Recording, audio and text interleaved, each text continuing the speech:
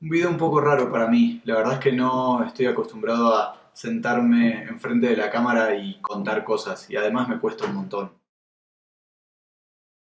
Hoy me siento enfrente de la cámara para contarles que me voy de viaje. Finalmente, un viaje que vengo preparando desde hace muchos años se va a dar. Estoy como muy contento por eso. ¿De qué se trata mi viaje? Voy a hacer la ruta del Continental Divide cruzando Estados Unidos.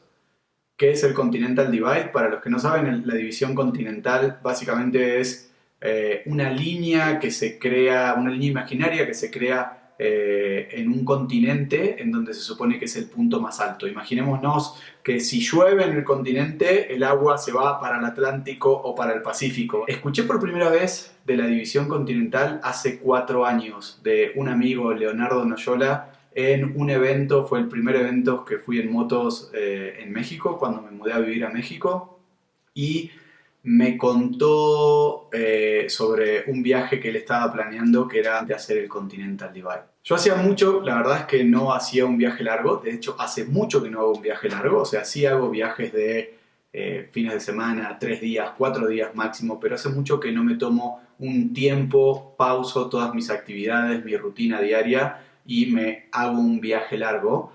Y cuando escuché la primera vez del Continental Divide, dije, esta es la ruta que quiero hacer. Pero lo que les quería comentar particularmente es qué estuve haciendo durante estos 4 años, que obviamente no fue planificar el viaje, pero es sobre lo que quiero filosofar básicamente. Hace 4 años que me estoy preparando para ese viaje y todos los años cancelo el viaje. Sobre los problemas que tuve para planificar el viaje estos 5 años. Uf, un montón. El primer año no planifiqué bien.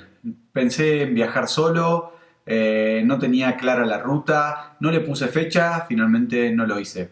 Culpa mía 100%. Segundo año, problemas de trabajo. Tercer año, problemas de trabajo y viaje.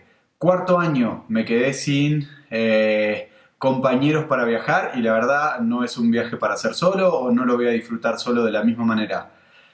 Y el quinto año, y es lo que me llevó a la reflexión, este año, en el 2019, me quedé sin los amigos con los que había organizado inicialmente el viaje, y a 2 meses de viajar, haciendo downhill en bici, me caí, me fracturé la tibia y hace apenas unos días que estoy sin muletas y dije, lo voy a hacer igual a como dé lugar. Ya tengo fecha, tengo un amigo que está 100% comprometido en acompañarme y me voy, como sea. Sobre lo que he estado filosofando este último tiempo es sobre el estereotipo que yo tengo y que creo que muchos de los que andamos en moto y queremos viajar por el mundo tenemos de lo que es viajar por el mundo en moto.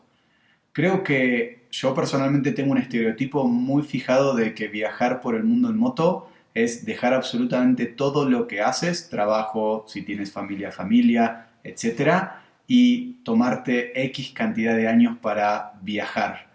Y después de pensarlo un montón, creo que el problema que me frena a poder viajar es exactamente este estereotipo que tengo creado de lo que se trata un viajero en moto. Y después de pensarlo mucho, entendí, o creo haber entendido, de que esa es una manera definitivamente, pero no es compatible conmigo. O sea, creo que jamás en mi vida dejaría todo lo que hago por salir a dar la vuelta al mundo en moto. Entonces, comprendí que puede haber otras formas y que es partir en etapas esto, en tantas etapas como sea necesaria o como sea posible, y que no necesariamente necesito dejar absolutamente todo. Simplemente tengo que hacer un pequeño esfuerzo una vez por año, por ejemplo, como tomarme un mes de vacaciones por año y poder planificar una ruta con una continuidad y un plan general que puede llegar a ser ese plan dar la vuelta al mundo en moto.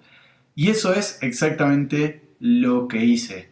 Dije, no voy a hacer un viaje como el de Charlie Sinewan, que es uno de mis viajeros favoritos en YouTube, sino más bien voy a hacer un viaje a mi manera, en donde pueda ser compatible el viajar con mi vida personal, sin dejar y sin sacrificar absolutamente nada. Y luego de pensar tanto y acomodarlo, creo que tengo un plan. Mi plan es tomarme un mes de vacaciones por año, que creo que es algo que se puede hacer, creo que la mayoría de las personas pueden hacer, y cada mes ir completando una etapa de un plan general que hoy por hoy para mí es ir de México hasta Alaska. No puedo tomarme 45 días, no puedo tomarme 2 meses para poder realizar el viaje que quiero, porque además no me interesa ir hasta Alaska o recorrer el mundo por carretera, realmente lo quiero hacer por tierra o vías secundarias o esquivando las grandes ciudades lo máximo posible, y eso hace que el viaje sea mucho más lento. Y bueno, hasta acá mi reflexión.